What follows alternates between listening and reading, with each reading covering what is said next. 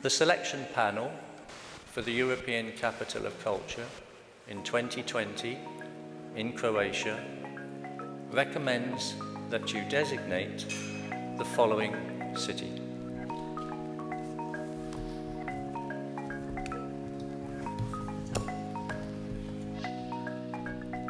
Rijeka.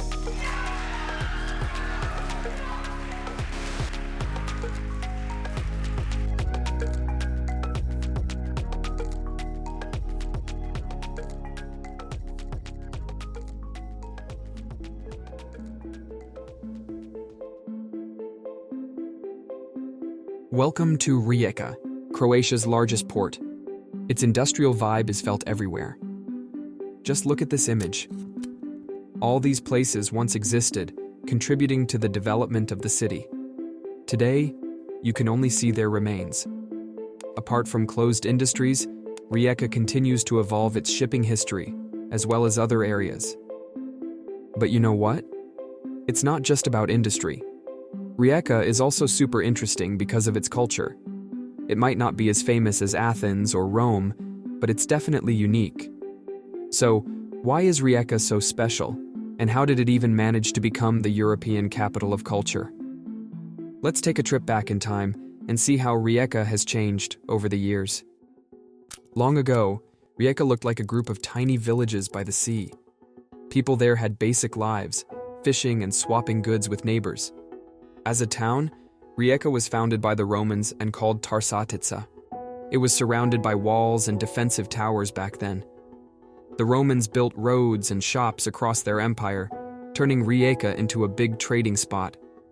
The streets were loaded with markets, and the harbor was filled with ships. Nowadays, you can still see old stuff from that time. When the Roman Empire fell apart, Rijeka had different leaders, leaving their influences behind.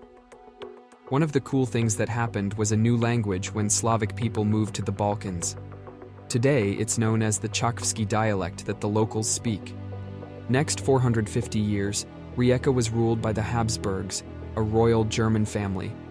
They called it Sankt Veit am Vlaam, and it was a time of Renaissance, known as the city's golden era. Rijeka got special permission to be a free port, meaning any ship from any country could come and go. This led to a huge cultural exchange.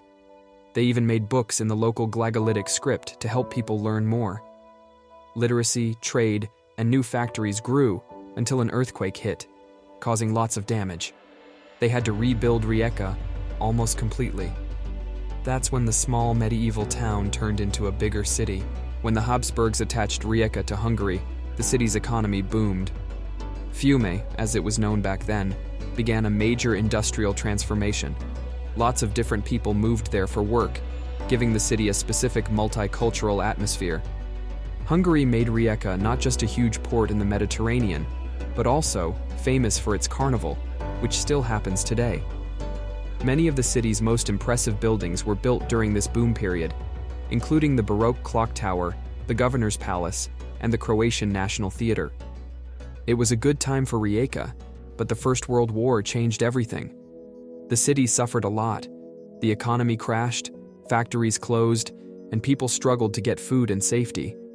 After the war, some kingdoms wanted to control the city, but eventually Rijeka became its own independent country called the Free State of Fiume, but not for long. Italy took it over, making Rijeka less important for Europe. World War II didn't help either, bringing more fighting, bombing, and occupation. It was only when Rijeka became part of Yugoslavia that the city began to recharge its batteries. Rijeka and the neighboring town Sušak joined together and quickly became as Yugoslavia's main port. The city's industry grew, as did its cultural landscape. Rijeka played a key role in the spread of rock and roll in Yugoslavia. It has even been compared to Manchester in the UK, a place cut off from big cities but still managing to be truly creative. When Croatia became independent in 1991, Rijeka fell into economic stagnation that continues to this day. Many industries shut down, and the city's difficult and uncertain transition from manufacturing to services and tourism is still in progress. During Rijeka's complex history, the city went through many changes, but its past is not only a chronology of events, it is what it led to, and what people experience every day.